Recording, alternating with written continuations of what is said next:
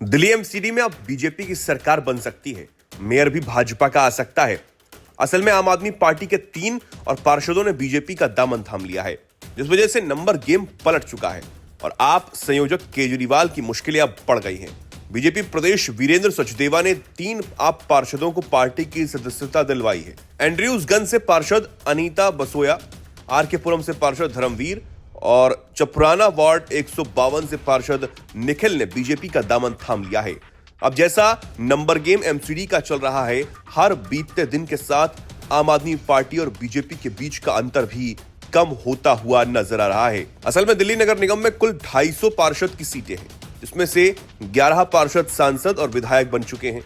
इस आधार पर नगर निगम में अब निर्वाचित पार्षदों की संख्या 239 बची है, जिसमें से 119 सत्तारूढ़ आम आदमी पार्टी के थे, जबकि 113 बीजेपी के। वहीं 7 पार्षद कांग्रेस पार्टी के हैं। अब अभी तक बीजेपी और आप में सिर्फ 6 सीटों का अंतर चल रहा था, लेकिन इन 3 और पार्षदों के निकल जाने की वजह से आम आदमी पार्टी की संख्या 116 पर गिर गई है। यानी कि बीजेपी के साथ उनका अंतर महज 3 सीटों का ही रह चुका है। यह अंतर ही बता रहा है कि दिल्ली में ट्रिपल इंजन की सरकार बनाने की कवायद अब तेज हो चुकी है। वैसे आम आदमी पार्टी के लिए यह ज्यादा बड़ा झटका इसलिए है क्योंकि विधानसभा चुनाव में भी पार्टी को करारी हार का सामना करना पड़ा था। इस बार के दिल्ली चुनाव में बीजेपी को 48 सीटें मिली थी और आम आदमी पार्टी मात्र 22 सीटों पर ही सिमट गई थी। तीसरी बार लगातार कांग्रेस 0 सीटों पर ही रह गई थी। अब चुनावी नतीजों के बाद सस्पेंस इस बात को लेकर है कि बीजेपी किसे सीएम बनाने वाली है। अब क्योंकि पीएम मोदी अमेरिका दौरे से वापस आ चुके हैं, ऐसे में जल्द ही मुख्यमंत्री का ऐलान भी हो सकता है। कहा यह जा रहा है कि 19 फरवरी को बीजेपी विधायक दल की बैठक कर सकती है। वैसे एक तरफ बीजेपी सीएम चुनने वाली है, तो दूसरी तरफ अरविंद केजरीवाल और ज्यादा जांच का सामना करने वाले हैं। आप संयोजक अरविंद केजरीवाल की मुश्किलें बढ़ने वाली हैं। उनके बंगले की जांच सीवीसी द्वारा की जाएगी। इसके आदेश भी जारी कर दिए गए हैं।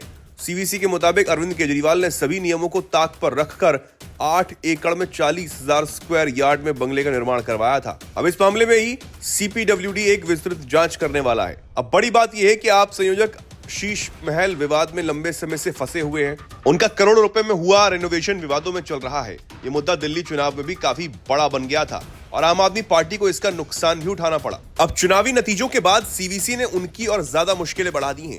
अब तक आम आदमी पार्टी या फिर अरविंद केजरीवाल ने इस पर कोई प्रतिक्रिया नहीं दी है। अब जानकारी के लिए बता दें कि बीजेपी नेता वीरेंद्र गुप्ता ने पिछले साल ही सीवीसी को पत्र लिख इस मामले की जांच की मांग कर दी थी। उन्होंने कहा था कि आवास के रेनोवेशन और कंस्ट्रक्शन में सभी नियमों का उल्लंघन हुआ है। तर्क दिया गया कि निर्माण के दौरान ग्राउंड कवरेज और फ्लोर एरिया रेशियो की तय सीमाओं का ध्यान नहीं रखा गया।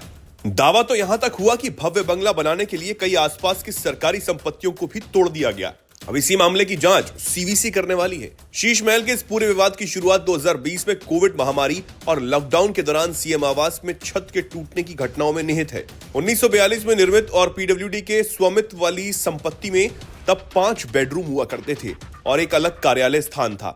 2015 में लगातार दूसरी बार सीएम बनने के बाद केजरीवाल अपनी पत्नी, बच्चों और माता पिता के साथ इस घर में रहने चले गए थे।